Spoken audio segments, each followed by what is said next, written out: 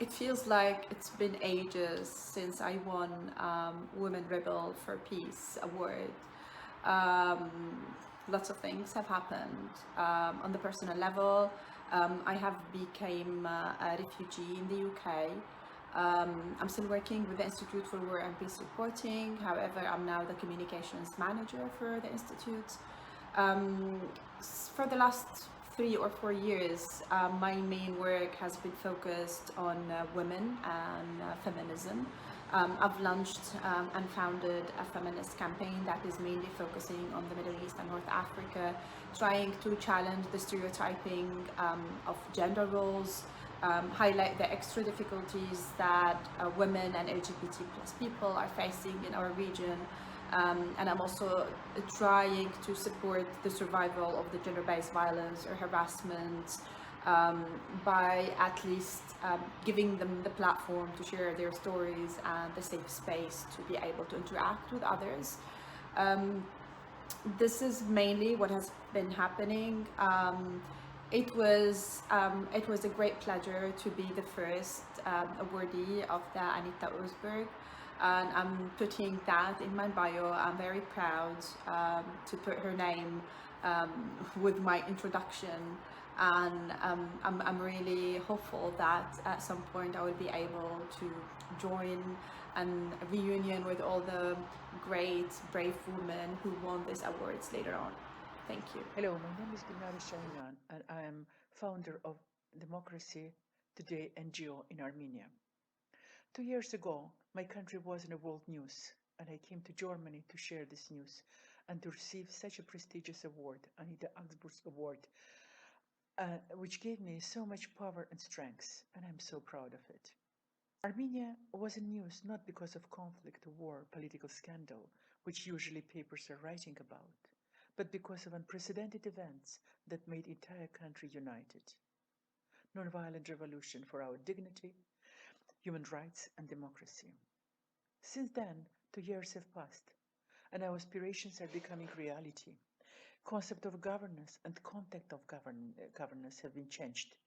Gender equality from declarative naps gradually becomes reality for many women who are now getting position in a new government.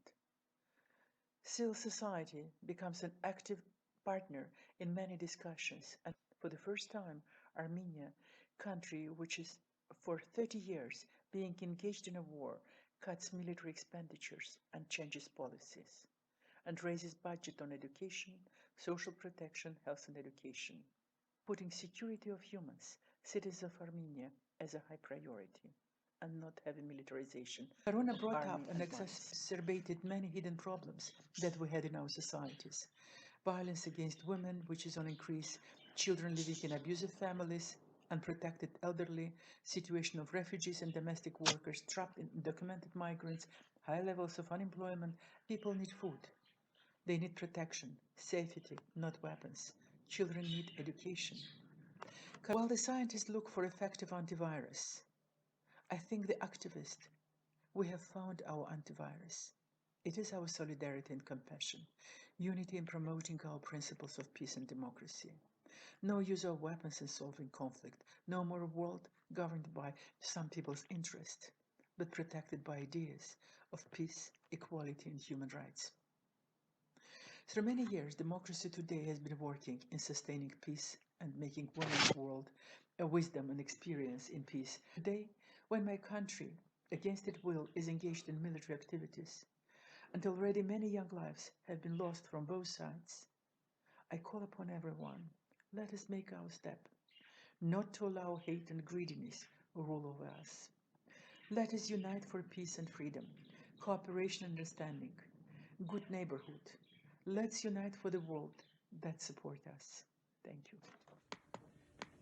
Hello, my name is Rasha Jarhum. I am the recipient of the Anita Augspurg Award, Rebels Against War, that was presented to me last year by Wolf Germany and also by the mayor of Verdun and people of Verdun.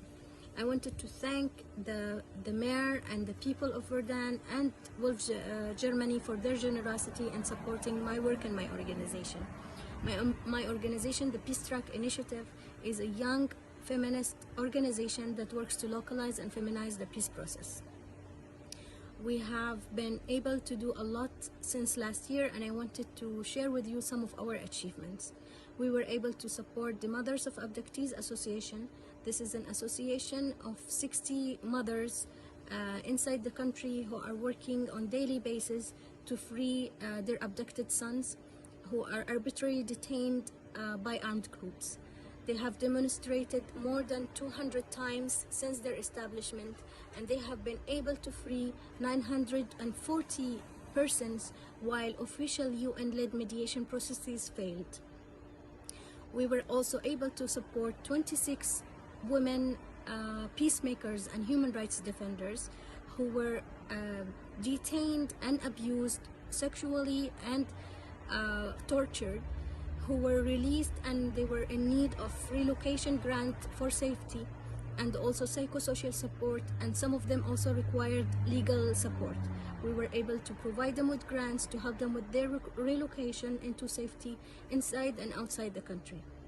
We were also able to connect these women with the international committees working to document human rights violations and abuses, and because of that, the UN Security Council resolution on Yemen earlier this year have included sexual-based violence as crimes in the sanction list for Yemen. We were also able to influence the Riyadh mediation process.